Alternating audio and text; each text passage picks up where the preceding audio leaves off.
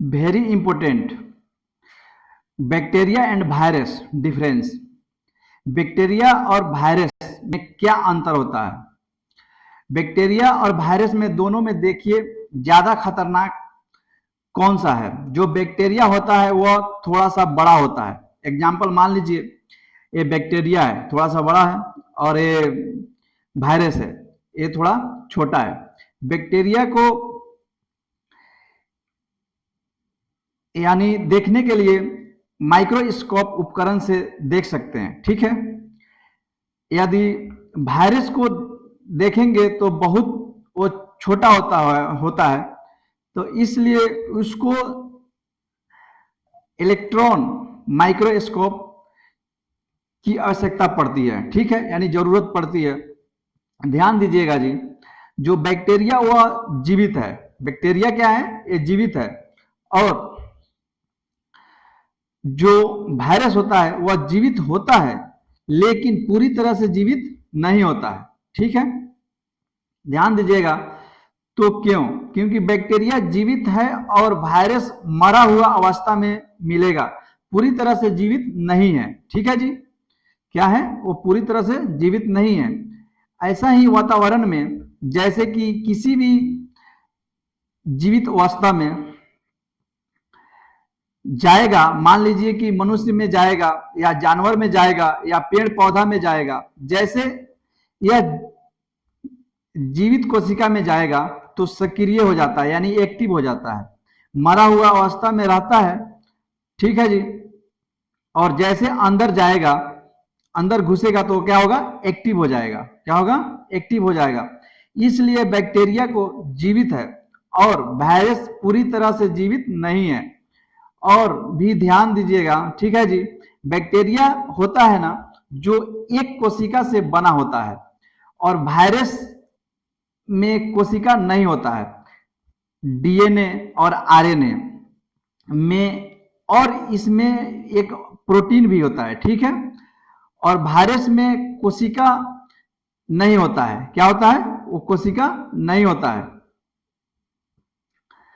तो और बैक्टीरिया में खुद विभाजन क्या होता है? बैक्टीरिया में खुद विभाजन हो जाएगा और इन प्रजनन, और वायरस में जब शरीर में घुसता है और कोशिका होता है ना, वो किसी शरीर में घुसेगा तो उसी शरीर के बदन में विभाजित होता है, ठीक है। जिस शरीर में घुसेगा उसी शरीर में विभाजित होता है।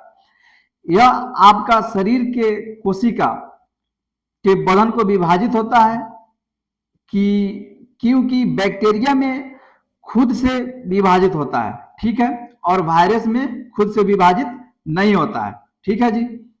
ध्यान दीजिएगा, बैक्टीरिया अपना ऊर्जा और भोजन खुद बना सकता है लेकिन वायरस खुद नहीं बना सकता है, ठीक है जी, क्योंकि पूरी तरह दूसरे पर डिपेंड रहता है। यह चीज बहुत इंपॉर्टेंट है, ठीक है। ध्यान दीजिएगा, जो बैक्टीरिया है, मान लीजिए कि एंटीबॉडी, ठीक है, एंटीबायोटिक मेडिसिन, मान लीजिए एंटीबायोटिक मेडिसिन लेते हैं तो ठीक है, बैक्टीरिया से कुछ प्रॉब्लम होगा तो एंटीबायोटिक से लड़ जाएगा, ठीक है, यानी काम कर जाएगा। लेकिन वायरस में जो एंटीबायोटिक काम नहीं करता है, क्या होता है? वायरस में एंटीबायोटिक काम नहीं करता है, वो नहीं लड़ता है। याद रखिए, वायरस में क्या करना पड़ेगा? तो वैक्सीन पड़ता है, ठीक है, यानी वैक्सीन लेना पड़ेगा, ठीक है आपको। अब और ध्यान दीजिएगा, जो बैक्टीरिया होता है, ठीक है, यह हानिकारक भी मिल सकता है और लाभदायक भी मिलेगा, ठीक है। जो आपको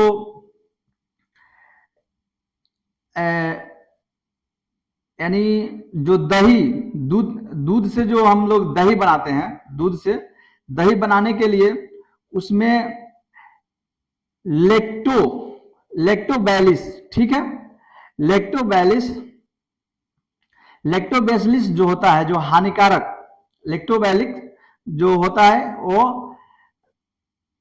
क्या नाम है उसका, लैक्टोबैसिलिस, ठीक है, लैक्टोबैसिलिस, जो हानिकारक बैक्टीरिया कौन कौन सा है, अब जानिए। वो लाभदायक था, हानिकारक कौन कौन सा है, टाइफाइड और हैजा और टीबी, यह सब हानिकारक, यानी हानिकारक होता है, हानिकारक है जो बैक्टीरिया।